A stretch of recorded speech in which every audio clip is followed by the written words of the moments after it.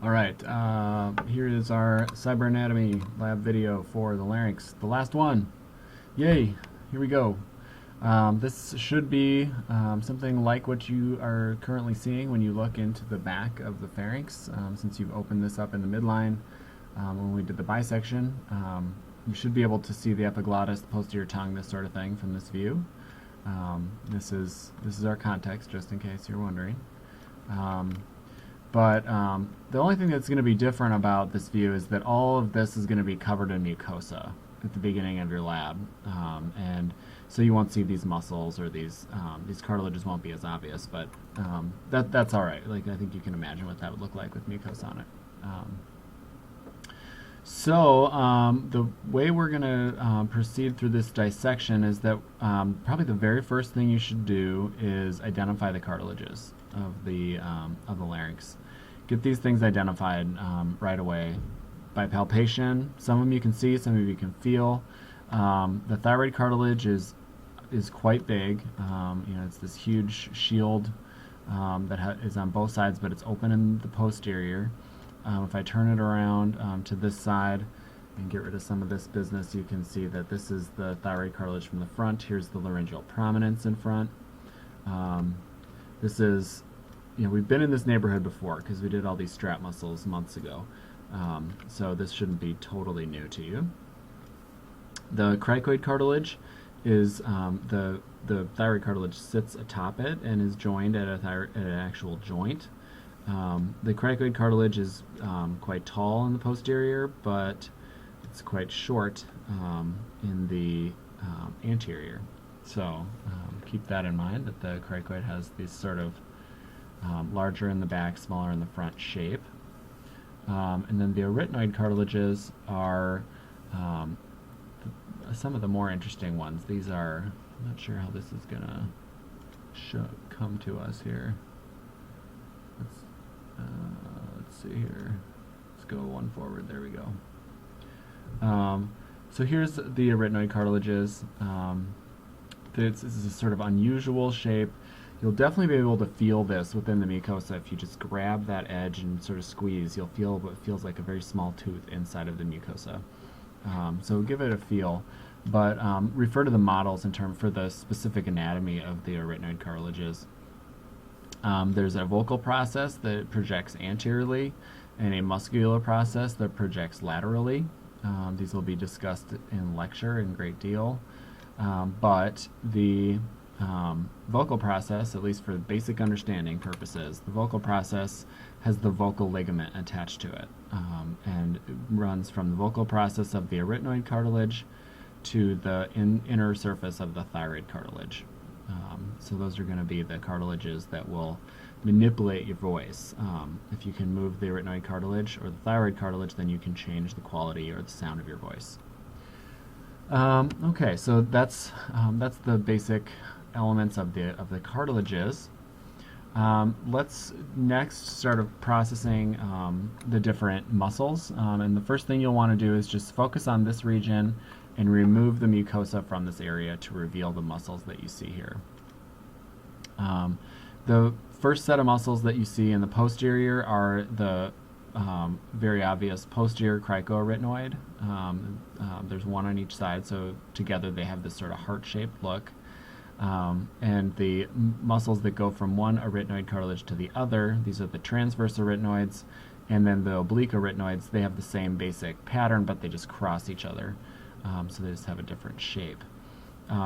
The posterior cricoarytenoids go from the cricoid up to the arytenoid cartilage, specifically that muscular process. Remember, the part that goes lateral is what this muscle attaches to.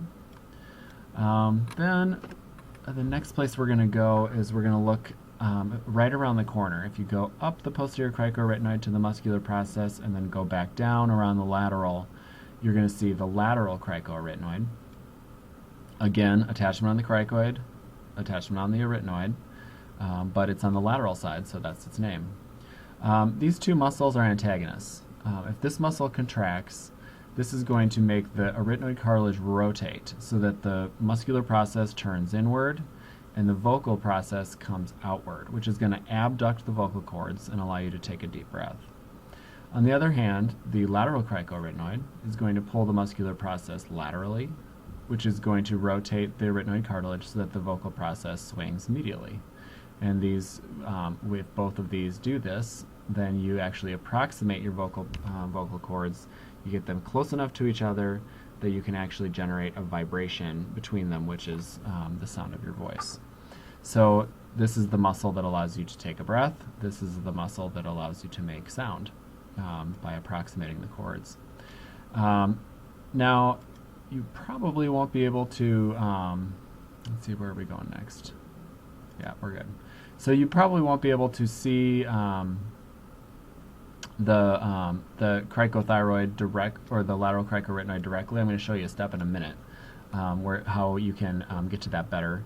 This is very small muscle, but also on this lateral side, just superior to it, is another muscle called thyroarytenoid, and this is running from the arytenoid cartilage up to the thyroid cartilage, and you can see it from two views. You can see it from the inside of the larynx, just adjacent to the vocal ligaments, but you can also see it probably more easily initially on the lateral aspect of the larynx, running from the arytenoid to the thyroid cartilage.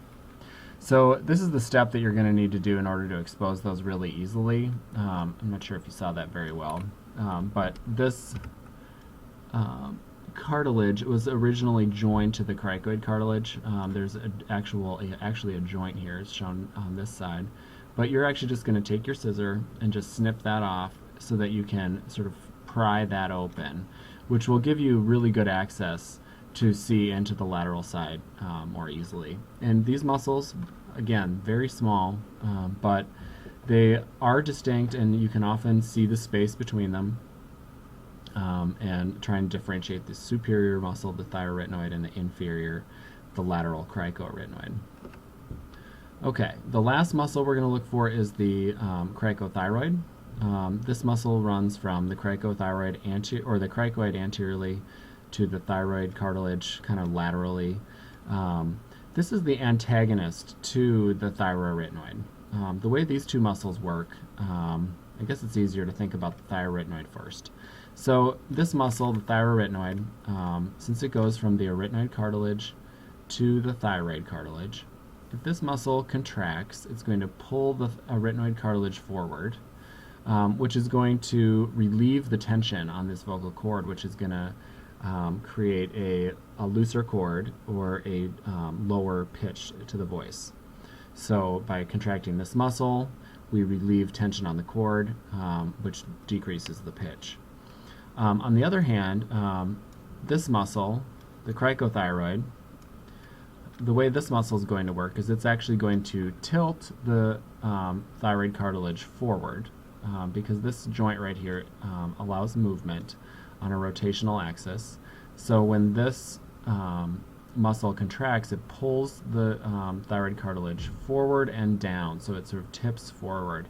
And when that happens, that indirectly then pulls on the vocal ligament and increases the tension on the vocal cord. So by increasing the tension, cricothyroid elevates the pitch of the voice. So those are just the basic, the muscles that we're going to find, the basic functions associated with them. Again, we're going to do these in lecture and demonstrate these in a variety of ways. There are good models for these as well, so use all the resources at your disposal to understand these muscles. All right. The next aspect of the dissection is that we're actually going to go into the larynx, and we're going to open it up and look at the vocal folds. And this is, trying to get a sense for that view when you look through the laryngoscope down into the larynx. If you look down in here, there's actually two folds that are covered in mucosa. The vestibular fold is the upper fold, the vocal fold is the lower one. And the vocal ligament that we saw before is in the vocal fold. That vocal fold, if you peel off the mucosa from here, you will find the vocal ligament. Now the way we're going to get to this is not by just looking down and picking at it. We're actually going to take a scissor and just cut straight through this whole larynx back here so that you can pull the whole thing open in the midline. And then you'll be able to like really widely open the vocal cords, and you can examine one of the vocal ligaments, remove the mucosa to find the vocal ligament. The other structure that you're going to find in there is, well, the thyrorytenoid muscle. That constitutes the majority of the vocal fold. But these thinnest fibers of the thyrorytenoid that are directly adjacent to the vocal ligament. Now these actually touch the vocal ligament. These are called vocalis, and these are involved in more of the subtle adjustments of the vocal ligament to get sort of optimal vibration during phonation.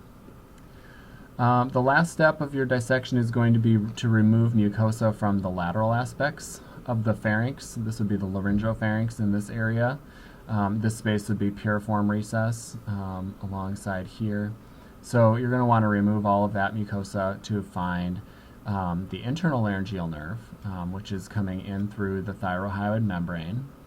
This was a branch that we found the start of last week off of the vagus nerve.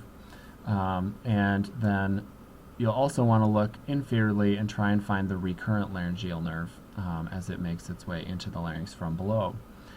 You may have sort of accidentally found this nerve when you disarticulated the cricothyroid joint, because that nerve almost always runs directly posterior to it. So that wraps up the larynx lab, and that is officially your last dissection for gross anatomy. So congratulations, you've made it this far.